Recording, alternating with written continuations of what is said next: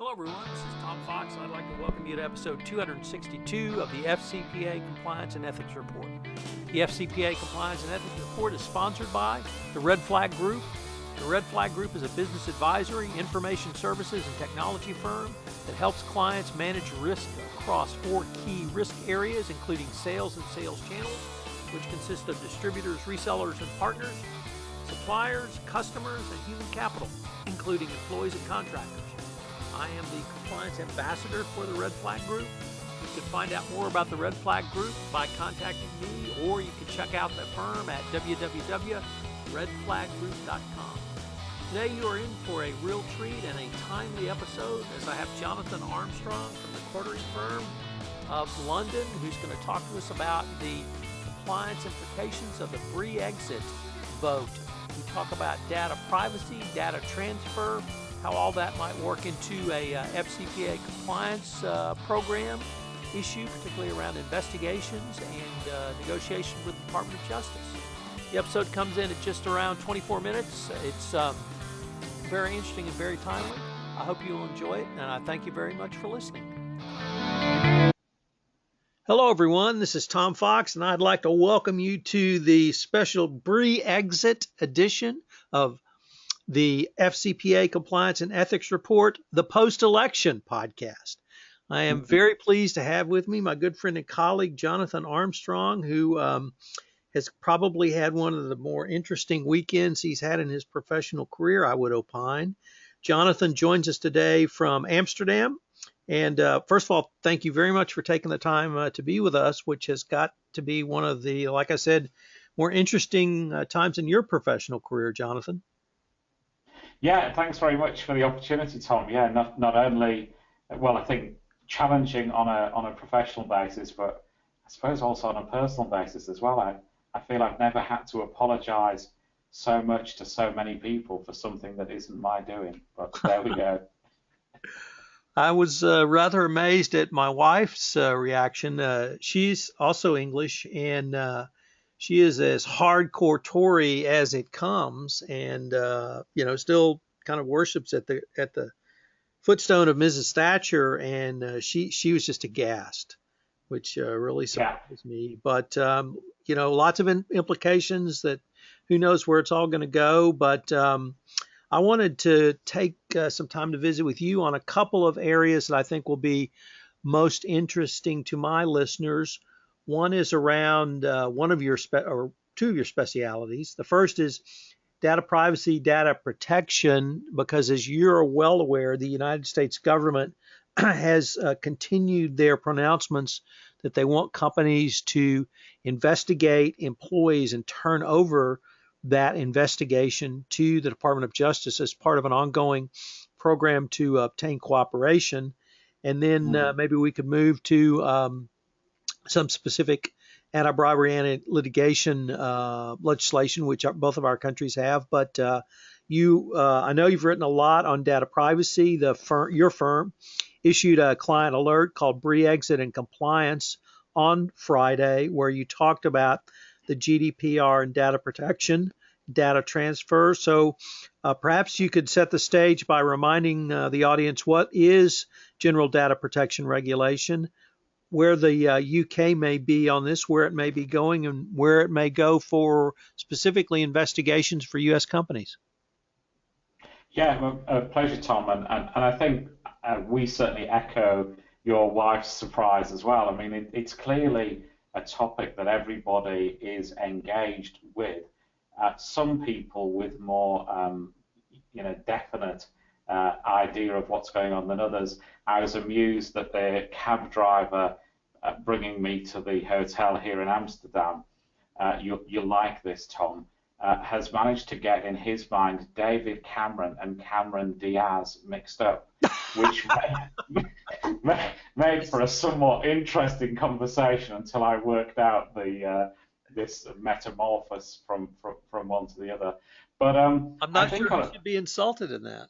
No, exactly. But obviously, it's much more serious than all of that. And I think that as far as the GDPR is concerned, the General Data Protection Regulation, I think the UK probably is still going to have to continue on its current path.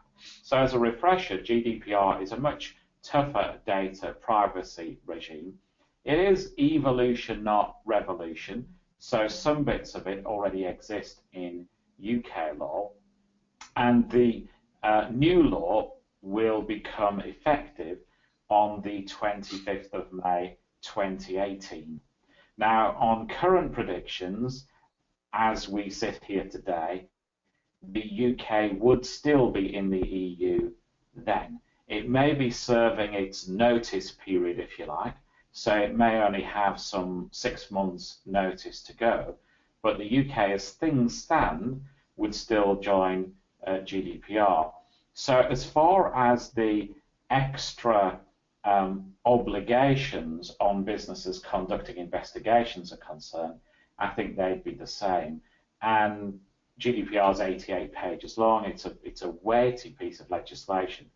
But in terms of internal investigations, it governs things like a right to be forgotten. So a subject in an investigation could, subject to certain exemptions, ask for data to be deleted on them. And it includes an enhanced subject access request. And we've just had an interesting illustration in the High Court of how subject access requests can work at the moment. It concerns an investigation into two Russian individuals, Guriev and Gurieva, who were married, and they were suspected of wrongdoing by another Russian national. The one who suspected them engaged a firm of private investigators to look into their background with a view, apparently, to proceedings, and he had commenced, he'd laid a criminal complaint in Cyprus against Guriev and Gurieva. Guriev and Gurieva, through their lawyers, served what's called a subject access request on the investigatory firm, who were based in London and therefore subject to UK data privacy legislation. And to cut a very long story short, the High Court ordered that Guriev and Gurieva could see the details of the investigation against them because the case for privilege hadn't been made out properly, nor had the exemptions relying on data being withheld for ongoing criminal investigations, etc., etc. And the court reminded us what I think we knew already, but the burden of proof is always on the person doing the investigation to prove that they come within an exemption to the data protection legislation. And if you can't hit that burden, then you do have to disclose your entire investigation file with redaction or some exemptions to the suspects unless you can meet these burdens. So data protection law already has a real role in things like internal investigations. It's emphasised by these recent cases on subject access requests. At the moment, you can only charge £10. So given the way the pound's falling, that's probably about, what, £1,000? Well, it's probably £1,000 to the dollar by the time we finish the podcast, I imagine, Tom. But £10 isn't a lot of money. The fee for a subject access request is going to go. We're already seeing a huge increase in people using this subject access request procedure. And the UK regulator, for example, said on Friday that he thinks that around 13% of the UK population have already exercised subject access requests.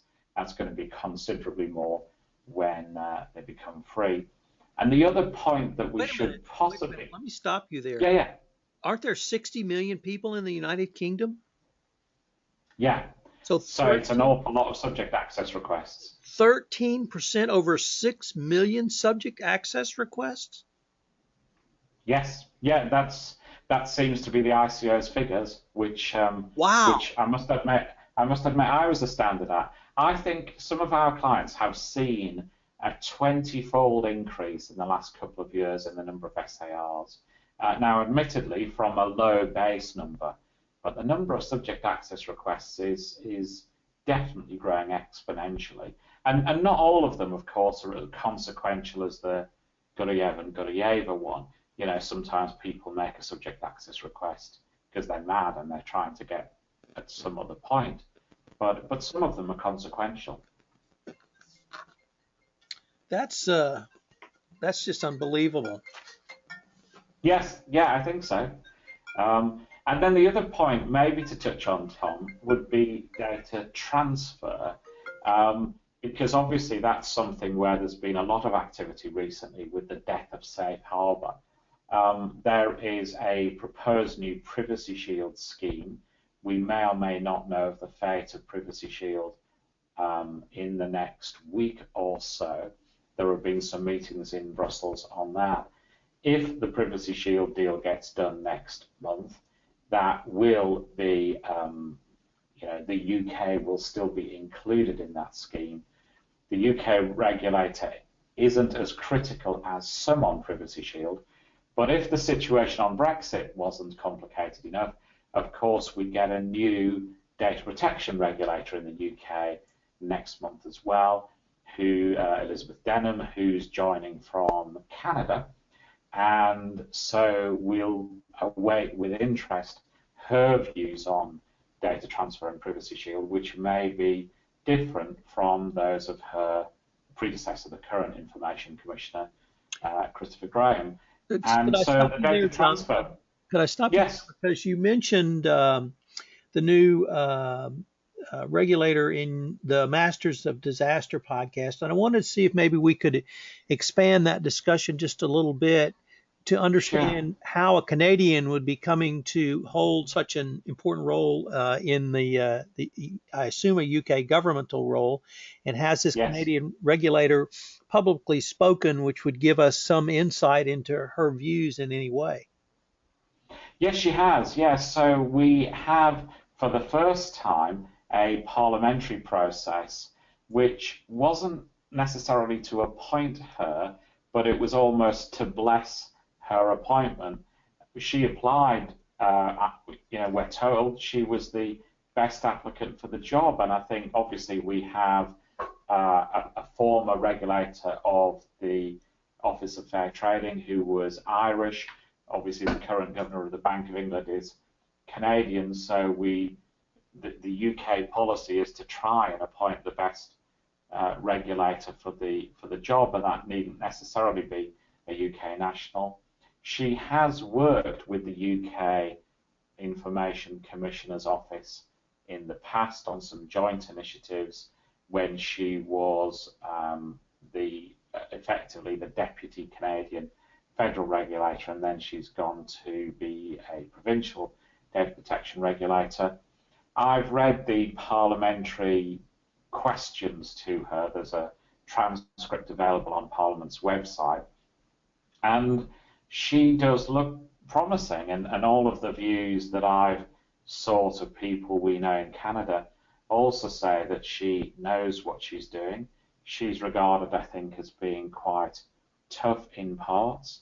She led, I think, the first investigation into Facebook by a privacy regulator anywhere in the world, and I think the first into Google for the incident where they gathered IP addresses when the mapping cars went round.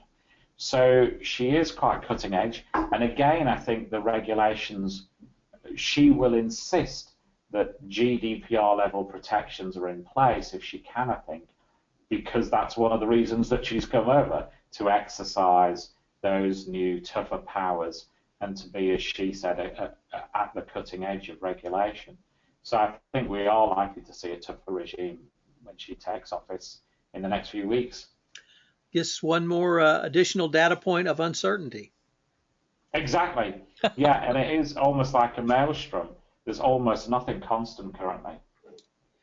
So we were beginning to talk about data transfer, and I think many American compliance officers, general counsels, legal types are concerned about the apparent dichotomy between what the Department of Justice wants from us now in FCPA investigations, which is to quickly, expeditiously investigate individuals, and almost immediately even before our investigation's complete, turn that information, self-disclose that information to the Department of Justice. Is either kind of what happened from Friday forward change any of your prior concerns along those lines, or is it still the same data transfer issues that you've counseled us on previously with Privacy Shield? Yeah, I think it's going to be more or less the same, and I think that's probably, even after we get certainty, even after, let's hope, because we're open to foreigners, perhaps Cameron Diaz will take over. But whichever new regime we get, I think that situation is going to remain relatively the same. The UK will have to adopt EU-style data privacy laws, sort of GDPR style, even if something significant happens and we're not in the EU when GDPR is adopted. And data transfer will continue to be complex. It'll actually become more complex still, I think, because we talked earlier about the Schrems litigation, which abolished safe harbour. There's a second piece of Schrems litigation, which is effectively a civil action, which has had a checkered history. And now there's a third piece of litigation where the Irish Data Protection Commissioner has referred model clauses to the European Court as well. We don't exactly know when that will be heard. It could be the absolute perfect storm, because it seems that the waiting list for the European Court might be around about 2 years, so it might all come at the same time. So for many, I think they're now looking at something called binding corporate rules as the least worst option for some. Binding corporate rules is a system whereby you can legitimize data transfers principally in intra-group. About 80 companies have done that as we sit here today. There is a process involved, but the process has become more streamlined. And there is a school of thought, which I'm part of, I think, that says that BCRs may be a more lasting way of dealing with data transfers, even after Brexit, if there is some divergence, because the UK regulator traditionally has been something of a fan of BCRs, and I think other regulators like the French, like the Dutch are as well, and GDPR will give BCRs a statutory footing. So I think for many people who are involved in fairly complicated or sensitive data transfers, it'd be wise to look at BCRs rather than Privacy Shield, I think, in my view. Well, that's certainly, I think, going to make the role of U.S. counsel or any counsel that has to bring this data to the United States for presentation to the U.S. government in some form more complicated, if not more difficult. Jonathan, one of the things that the Department of Justice has tried to emphasize is that even with the data protection rules and data transfer rules in place, that companies need to explore other options before they go to the Department of Justice. And one of the things,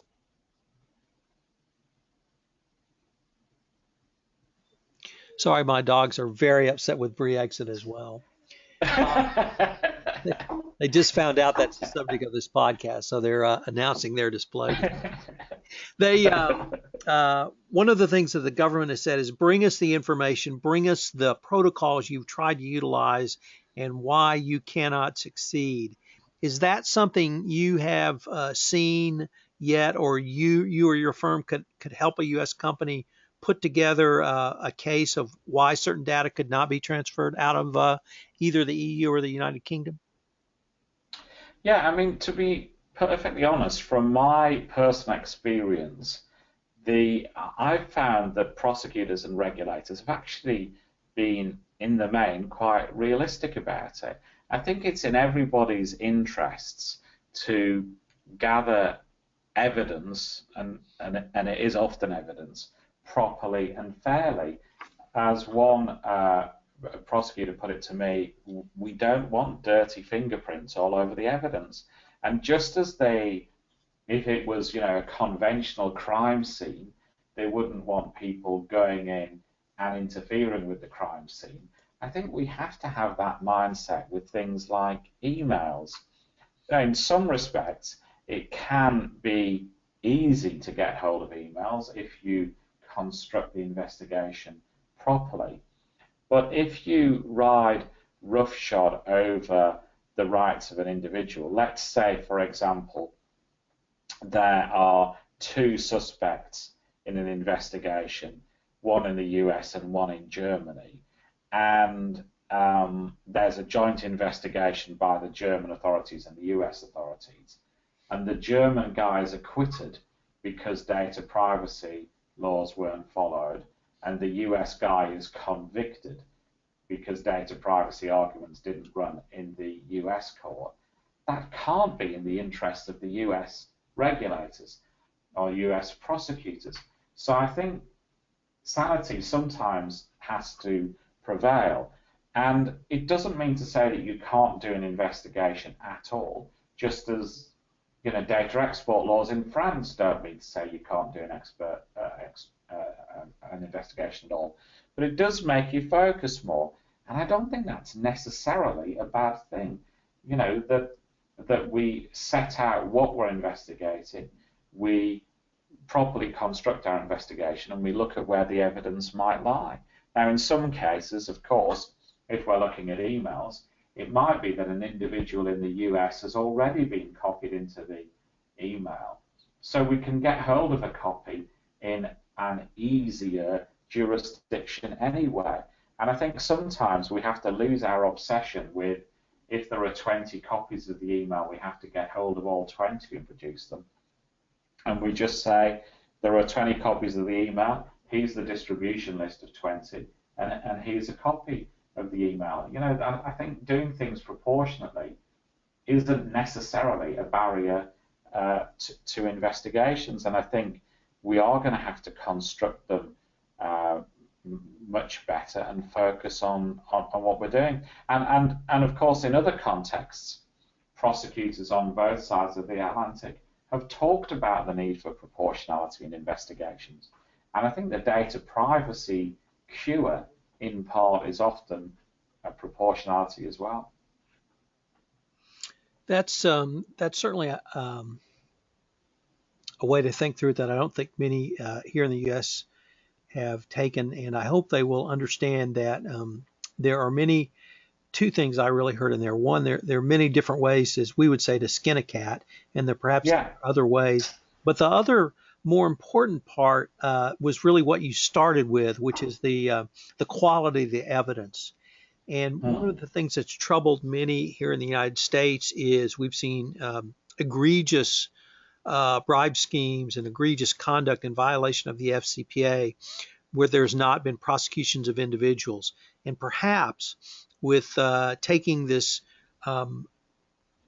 certainly approach that you need evidence that could be admissible into court rather than just anecdotal or other evidence is not going to be admissible, we could start to see more prosecutions of the FCPA if the Department of Justice can get jurisdiction over the individuals. I say that as I'm writing up my blog post tomorrow on the analog corporation FCPA enforcement action, and that's in the front of my mind because they identified the chief financial officer of the Danish subsidiary who not only designed the bribery program, it wasn't even a scheme, but participated and created false and fake documents to support the bribery program. And for the life of me, I can't understand why that person wasn't prosecuted. And I know in the past you have spoken about the quality of the evidence, but it may be the quality of the evidence means having evidence that you could at least try to get admitted into court and be in an admissible form. So, perhaps that actually would be a good thing. That's a great point. And jury, it's always hard to convict individuals for these type of offences. We've talked in the past about juries being odd animals, and jurors in long-running cases are often odder animals, certainly on this side of the pond. And so it's very tough to get a conviction for bribery offences anyway, and to get a bribery conviction for these type of offences with somewhat tainted evidence, or evidence that doesn't look to be obtained fairly, seems to me to be a sort of Herculean task for a prosecutor.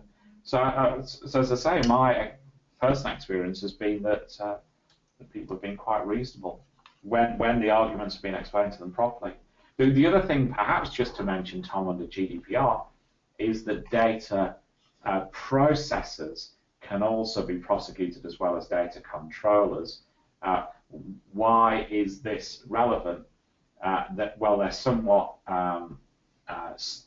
somewhat detailed definitions, but in very simple terms, I think we're getting to a position where a enforcement action could lie against the lawyers rather than necessarily just their client. So lawyers absolutely have skin in the game here, and law firms are going to have to take every step to educate themselves.